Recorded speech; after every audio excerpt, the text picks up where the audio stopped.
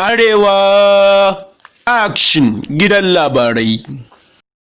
Assalamu alaikum warahmatullahi ta'ala wa barakatuhu. Ina yi wa masu kallon mu barka da kasancewa da mu a wannan labari na. Shugaban kasar Najeriya Muhammadu Buhari ya gargaɗi gwamna Rotimi Akeredolu na Ondo kan korar makiyaya da yake kokarin yi. Kai tsaye mu tafi cikin labarin. A karon farko, shugaban Najeriya Muhammadu Buhari ya mayar da martani kan matakin da gwamnan Ondo da ke kudancin kasar Rotimi Akeredolu ya ɗauka na korar makiyaya daga dazukan jihar.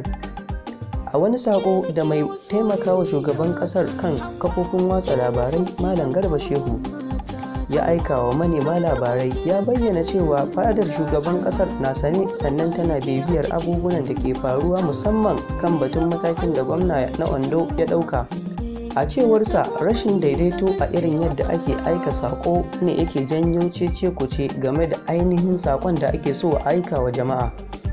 Babu wani abin cewa illa kira ga bangarorin su yi sulhu da kuma neman gwamnatin jihar da kuma shugabancin Fulani su ci gaba da tattaunawa domin fahimtar juna domin kawo ƙarshen rashin tsaro da ake fama da shi a cikin jihar, in ji shugaban.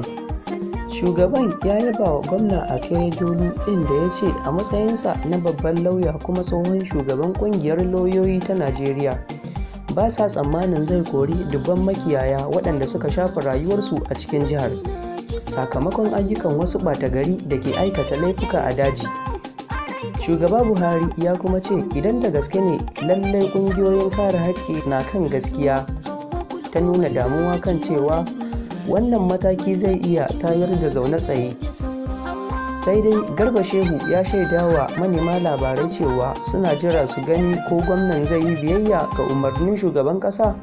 Idan ba haka ba, za su ɗauki mataki na gaba. Ya kuma ƙara jaddada cewa garkuwa da mutane da fashi da makami da satar dabbobi laifi ne, kuma ko suwa ke aikata irin laifukan bai kamata ana yi wa wata ƙabila kuɗin goro ba, ana siffanta ta da wani laifi na musamman. Ƙarshen labarin kenan daga naku official Tambai, sai ku haɗu da mu a wani bidiyon namu na gaba. Mun gode da kasancewa da mu a wannan lokaci.